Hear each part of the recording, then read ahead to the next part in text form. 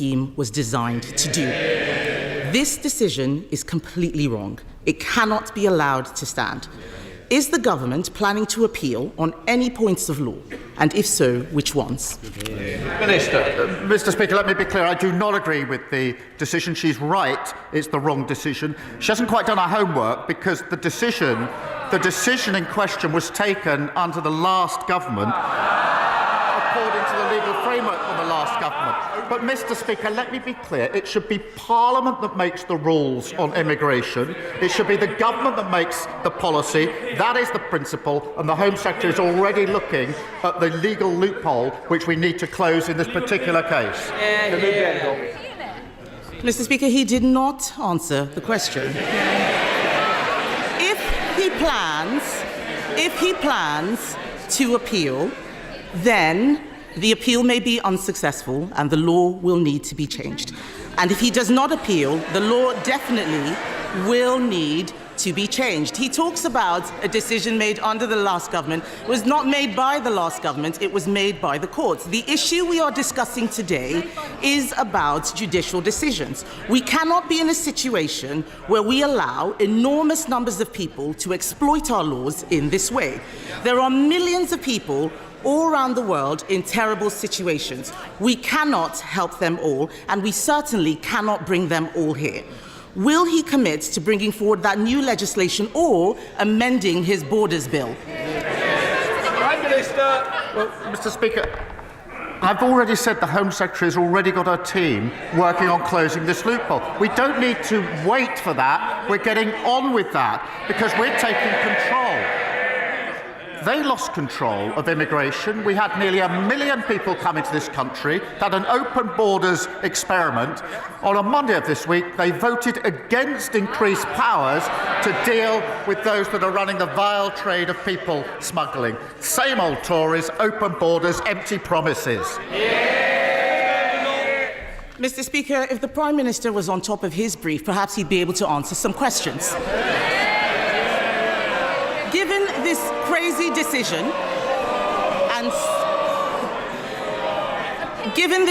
decision and so many others, new legislation is needed to clarify the right to a family life in Article 8. I'm not talking about what he just said. I know Labour MPs don't understand much of what they're saying, but the Prime Minister literally wrote a book on the European Convention on Human Rights. This is a situation where we need to put our national interest before the ECHR. Does he agree that we should legislate even if lawyers warn that this might be incompatible with human rights law? She complains about scripted answers and questions. Her script doesn't allow her to listen to the answer.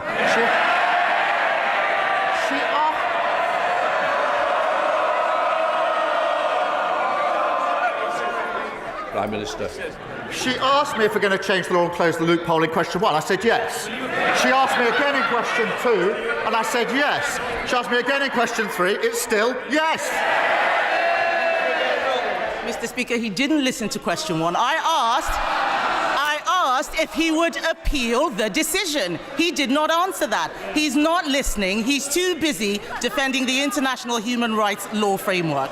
Mr. Speaker, this case has arisen because a Palestinian came to the UK from Gaza in 2007. He is now a British citizen. This is precisely why we need to break the conveyor belt from arriving in the UK to acquiring indefinite leave to remain and then a British passport and now a right to bring 6 family members here as well. Just last week, the Prime Minister bizarrely claimed that a British passport was not a pull factor for those coming to the UK. Will he now support our plans to toughen the process on indefinite leave to remain and make getting a British passport a privilege, not a right? Prime Minister. Speaker, they presided over record high levels of immigration. Reached nearly 1 million. It was a one-nation experiment in open borders. And she was the cheerleader. She was the one campaigning for more people to come and thanking her own side when they supported her campaign. So before she lectures us, I think she needs to reflect on her own record and her own record here.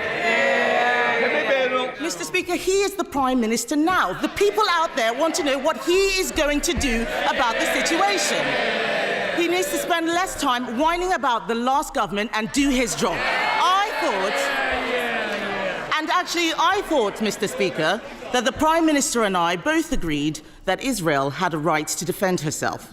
Yet the judge in this case noted that the family were facing a humanitarian crisis, and I quote, as a consequence of the Israeli government's indiscriminate attempts to eliminate Hamas, and government lawyers accepted this. Is the Prime Minister allowing lawyers to change the position on Israel? And was this because of advice from the Attorney General? And if not, why on earth did government lawyers accept the argument that Israeli actions were indiscriminate? Prime Minister. They put the complete opposite argument. She talks about on top of her brief. She has no idea what she's talking about. I'll tell her again. We need to change the law. That's why the Home Secretary is already closing the gap. I know the script doesn't allow any adaptation, but this is getting tedious. Kemi Badenoch. Mr. Speaker, the Prime Minister has not read the judgment. I suggest that he does. There are very serious questions now. Being asked about the Attorney General, the Prime Minister's personal friend and donor. Even Labour ministers are concerned. One Labour peer, Lord Glassman, has called him the absolute archetype of an arrogant progressive fool. Yeah. If we are serious about protecting our borders, we need to make sure we appoint people who believe in our country and everything we stand for. It is not clear the Attorney General does. The government is now recruiting a new Chief Inspector of Borders who lives in Finland and wants to work from home. This is not serious. Why should the British public put up with this? Prime Minister. The individual in question was appointed in 2019 by the last government to a senior position. He then worked for 5 years from Finland. We've changed that, and he's now going to be working from the United Kingdom full-time. Finland under them. And she talks about the Attorney General. She sat round the cabinet table with an attorney who was later sacked for breaching national security. Charlotte Nettles. Thank you, Mr. Speaker. Long-standing traders in the CPS Centre in Colchester were devastated to receive eviction notices, giving them just 28 days to vacate, entirely out of the blue and under spurious pretexts by the new owner, shell company Shivat Hananim Capital. So far, the owner and their legal representatives have failed to hear tenants' concerns and mine and to negotiate a way forward. So does the Prime Minister share my concerns at this situation, and will he set out our plans to protect independent businesses which are at the heart of our high street and communities? Prime Minister. Well, thank her for raising this, which is obviously of real concern to businesses in her constituency. We do, Mr. Speaker, expect landlords to meet their obligations to make buildings safe, and we support robust enforcement action from the regulators if they fail to do so. I will make sure that she gets a meeting with the Minister to discuss what steps can be taken in the particular case to support the businesses that her constituents rely on. Leader of the Liberal Democrats, Sir Ed Davey. Thank you, Mr. Speaker. 80 years ago this week, the Allies began a pincer movement against German forces between the Ruhr and the Rhine. British and Canadian troops attacked from the north, Americans from the south. British, Canadian and American soldiers fighting shoulder to defeat fascists. 80 years on, President Trump seems to have forgotten all this. His tariffs against steel and aluminium will hit Canada the hardest and will also hit jobs and the cost of living in our country. So in reminding President Trump who America's true and long-standing friends and allies really are, will the Prime Minister also prepare a plan for tariffs in return, starting with tariffs on American electric cars? Prime Minister. Mr. Speaker, he's right to reference our history in the 80-year anniversary. And of course, we were fighting alongside the Americans, and that is amongst the reasons we have a special relationship. British Steel is an essential part of our heartlands, and we will not abandon our skilled workforce. And it needs a level-headed assessment of the implications, which is what we're going through at the moment. But we will always put our national interest first and steelworkers first. Yeah. Sir Ed Davey. Thank the Prime Minister for that reply, but it seems to me the way President Trump and his ally Musk are operating, they do need to hear strong measures and words from even their allies. And moving on to Ukraine, Mr. Speaker, if Ukraine is forced to surrender its own sovereign territory to Russia, it will be the greatest betrayal of a European ally since Poland in 1945. But President Trump says Ukraine may end up Russian, and he wants American money back. I think we all fear where this could end and the dangerous implications for our defence and our security. So can the Prime Minister reassure this House that he and other European leaders have given sufficient support to President Zelensky so that he can't be bullied by Trump and Putin into accepting a deal who will effectively hand victory to Russia? Prime Minister. As he knows, I met President Zelensky in Kyiv just a few weeks ago at my 8th meeting. The position since the outbreak of this conflict has been a united position across the House of supporting Ukraine, and I was able to reiterate my position, which is we must put Ukraine in the strongest possible position. That matters now just as much as it mattered at the beginning of this conflict, the strongest possible position, and I did discuss with him what more we can do, what more our allies can do to put Ukraine in the strongest possible position. Kim Ledbeat. Thank you, Mr. Speaker. 2 years ago, from the benches opposite, I published my Healthy Britain report, recommending a cross-departmental approach to improving health and wellbeing. Now that we're in government, I'm delighted that ministers have hit the ground running, because running is obviously very healthy for you. So will the Prime Minister confirm that last week's announcement of an increase to the public health grants, which will help local services focus more on prevention and early intervention, is just the start of a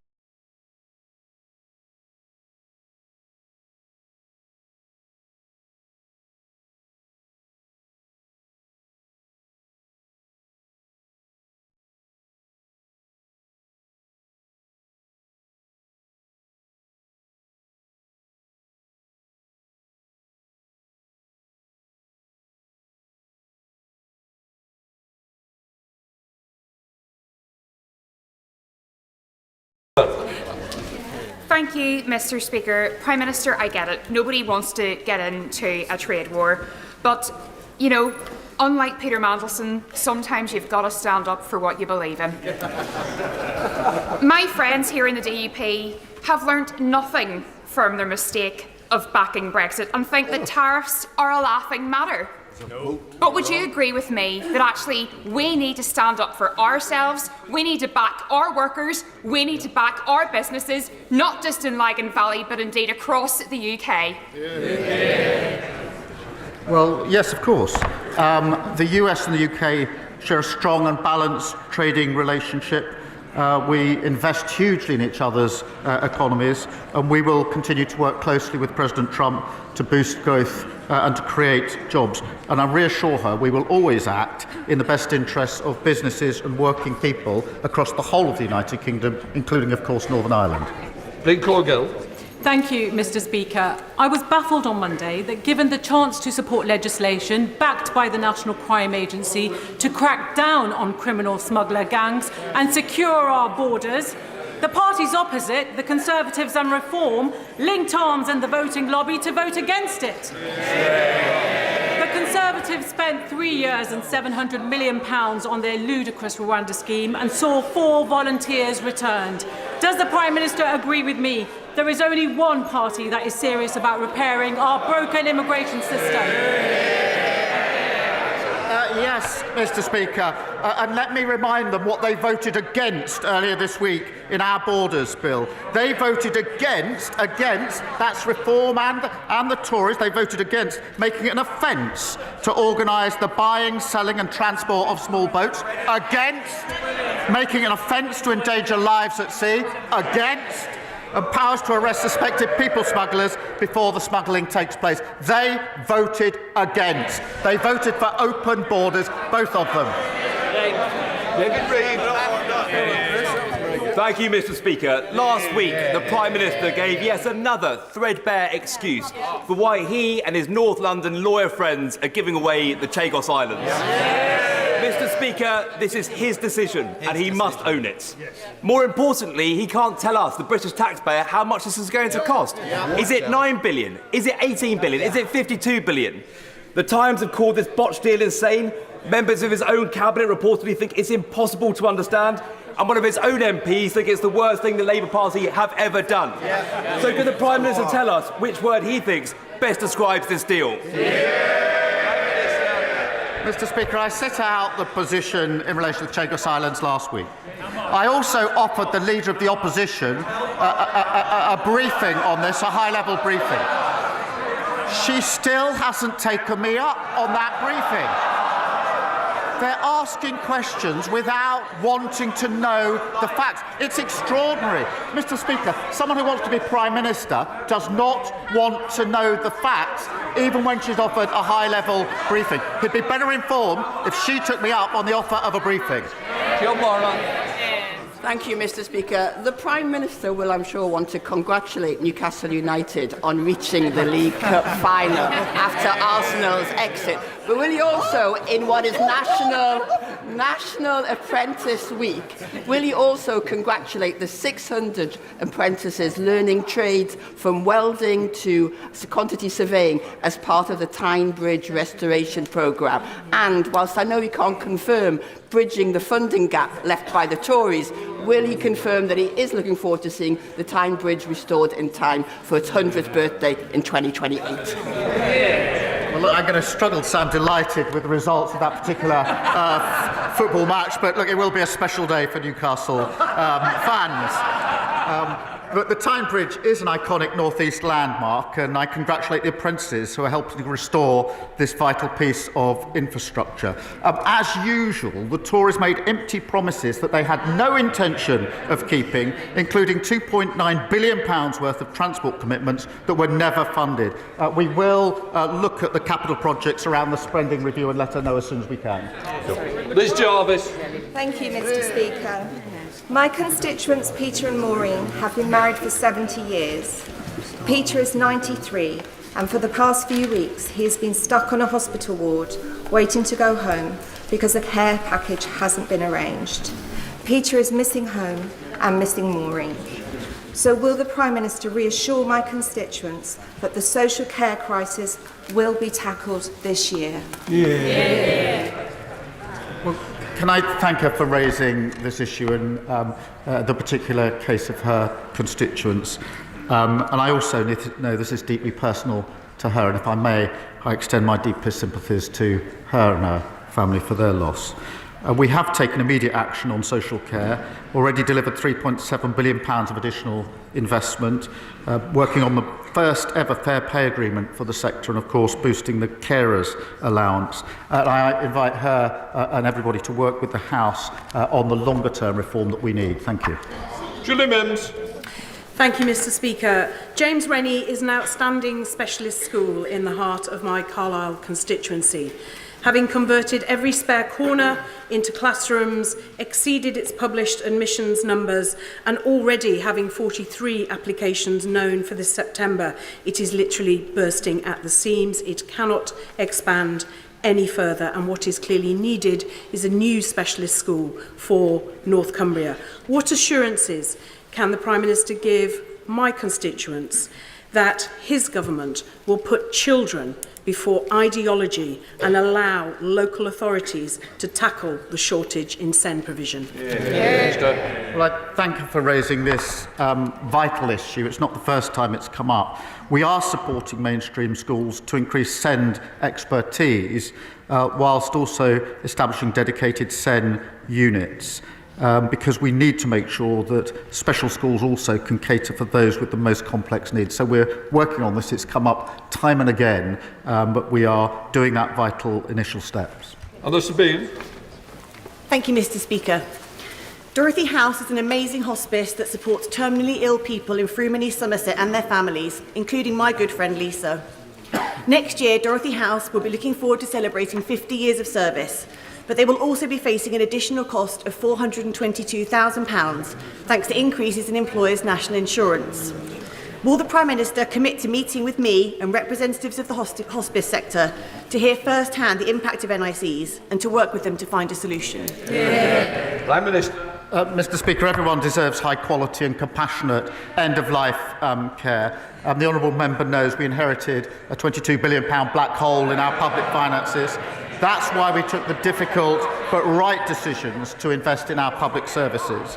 I do recognise the pressure that hospices are facing, and that's why we invested £100 million into hospitals with an additional £26 million to support children and young people's hospices. And I will make sure she gets a meeting with the relevant minister. John Hodge. Thank you, Mr. Speaker. A significant part of the dreadful legacy left by the previous Conservative government is a chronic underfunding of transport infrastructure, especially in the North East, as we've just heard from my honourable friend. So does the Prime Minister agree with me and the North East Mayor Kim McGuinness that redevelopment of the Leam sideline, the disused Leam sideline, that would reconnect Gateshead with Durham North, and increasing the capacity on the East Coast Main Line would help bring the metro to Washington in my constituency, and would bring much needed jobs, growth and opportunities to my region? Well, I thank her, and both she and the North East Mayor are dedicated campaigners on this issue. The party opposite left us a host of unfunded promises, and public transport is in dire condition. Expanding the metro network has huge potential to drive growth and unlock new housing. I'm pleased that progress is being made on the business case. Sir Keir Starmer. Speaker, earlier this week we learned that the Prime Minister's close friend, the Attorney General, has in the past advised Caribbean nations on seeking trillions of pounds in reparations. He's been a key player in the surrender of the Chagos Islands and the related fiasco there, which will cost the taxpayers up to £18 billion, and has even advised Jerry Adams, who is standing in line to get compensation from the British government in Northern Ireland legacy payments, the quantum of which could cost up to £2.7 billion. Given the Attorney General's track record, does the Prime Minister have faith in his motives, and does he have confidence that his best friend represents good value for the British taxpayer? Mr. Speaker, we've long had the principle that everybody's entitled to legal representation in this country. That means that lawyers don't necessarily agree with their client. Now, the Conservative Party used to believe in that principle. If they now disagree with that principle, they should go and see the victims of very serious crime, including sexual crime, and tell them that under their provisions, the lawyer who disagreed with the perpetrator wouldn't be able to represent them, meaning that victims will be cross-examined by perpetrators because lawyers disagree with the perpetrator. That's never been the Conservative Party position. If it is now, they should say so. Thank you, Mr. Speaker. Allergy School, launched just this week by the Natasha Allergy Research Foundation, is a free programme to support children with food allergies. Allergic disease is a growing issue in this country, with over 20 million people in the UK being affected. For this reason, it has never been more important for us to have a national allergy strategy and an allergy czar to drive and coordinate that action. Will the Prime Minister join me in welcoming this programme, and will he meet with me and the Foundation to talk about how we can work together to drive this issue forward? Well, I thank her for raising this really important issue, because hospital admissions for allergies have risen sharply, particularly in the last 2 decades. I do welcome the work being carried out by the Natasha Allergy Research Foundation. We will respond to the recommendations of the National Allergy Strategy Group in due course, and I'll make sure she gets a meeting with the relevant minister to discuss it. Thank you, Mr. Speaker. My Oxfordshire constituency of Didcot and Wantage has seen a 35% population increase in the last 20 years. My constituents recognise the need for affordable housing, but the current planning system isn't delivering the GP surgeries, dentists and transport options that they need. Will the Prime Minister restore faith in the planning system and, as well as focusing on housing numbers, deliver the local targets for health services and wider infrastructure that growing communities need? Well, thank you for this question. We are, of course, delivering the 1.5 million homes, but we're creating communities as well for the future. And so he's right that that must include good schools, GPs and reliable transport links. That's what makes a good community. And just today, Mr. Speaker, we announced an additional £350 million to deliver more affordable homes so more people can realise the dream of home ownership. Toby Perkins. Thank you, Mr. Speaker. This week is National Apprenticeship Week. As co-chair of the APPG for Apprenticeships, I can tell the Prime Minister that employers are very pleased to see the announcements this week that will make a real difference both in terms of the completion rate and the flexibility around apprenticeships. Does the Prime Minister agree with me that schools should be promoting apprenticeship alongside A-levels and other options? And can he tell us what more he's going to do to support more young people to get into an apprenticeship? I'm very pleased that he's raised this issue and that we'll be able to give employers more flexibility over maths and English requirements. This is really important, Mr. Speaker. There are very many young people who didn't get the maths qualification they wanted at the time, but are very well suited for the future, want to play their part, and now they can get apprenticeships under the changes that we've made. And that's 10,000 extra apprenticeships. This is delivering for them, giving them a chance for the future to contributing, of course, to our economy. Thank you, Mr. Speaker. Mr. Speaker, yesterday the Farming Minister told a conference of farmers that farming is not high in the pecking order for this government. Given the heartless family farm tax, is his minister correct? Yes or no? Farming's top of the agenda as far as I'm concerned. That's why we put £5 billion to support farmers in the budget. They failed to spend £300 million on their watch on farming, and we set out our roadmap, which has been welcomed by the NFU, as she very well knows. It was described as long overdue. I wonder who didn't do it before. Mr. Jewess, I'm sure you don't want to be leaving today. It's not the best day. Right. Natasha Irons. Thank you, Mr. Speaker. As a graduate of the Croydon Youth Philharmonic Orchestra, the Prime Minister will know that youth services can broaden a young person's horizons beyond what they could ever imagine. But with national spending on youth services seeing a 73% decline since 2010, can the Prime Minister outline how this government will bring youth services back into our communities? Will he look at giving them the statutory protections they deserve? And will he visit Croydon East to see firsthand the vital role these services play in my constituency? Well, Mr. Speaker, my days in the Croydon Youth Philharmonic Orchestra were a long time ago now. But we do fully recognise the importance of youth services to help young people save lives and live safe and healthy lives. We've been developing our plans for the new National Youth Strategy to bring power back to young people and help every young person realise their potential. Christine Jardine. Thank you very much, Mr. Speaker. Every 22 minutes, a child in this country loses a parent or a loved one. That's 40,000 children every year facing a trauma which many of us here know can last a lifetime. Charities such as Winston's Wish do a fantastic job of providing support for young people, particularly when schools are closed or there's no one else to turn to. But at the moment, there's no simple way of the children knowing where the charities are or the charities being able to contact the children. So will the government back my private member's bill this summer to do just that? And would the Prime Minister meet me to discuss how we make sure that another generation of children does not have to face this trauma? Well, can I thank her for her ongoing work and campaign on this important issue.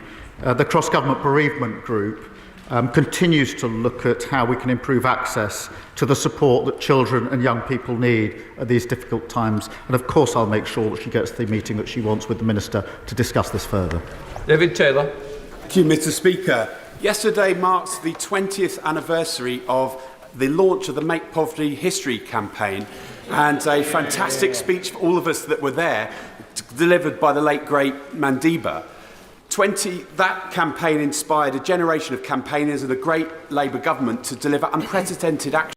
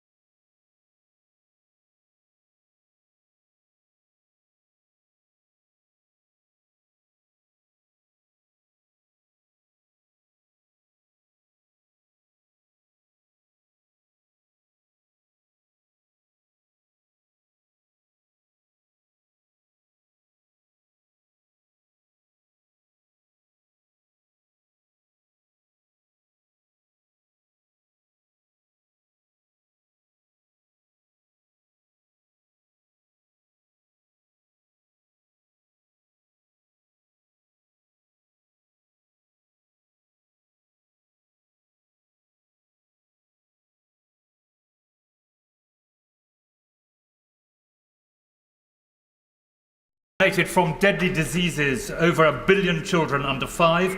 It presents real value for money to British taxpayers, and over 80% of our constituents support it. Will you give the House today an undertaking that Britain will continue this leadership and make a decisive pledge at next month's replenishment conference? Well, I'm grateful that this is a really important issue. As he rightly points out, I've long supported it and will continue to support and share details with him just as soon as I can. But it is important, have supported it, will continue to do so. Thank you. Right, that completes Prime Minister's questions.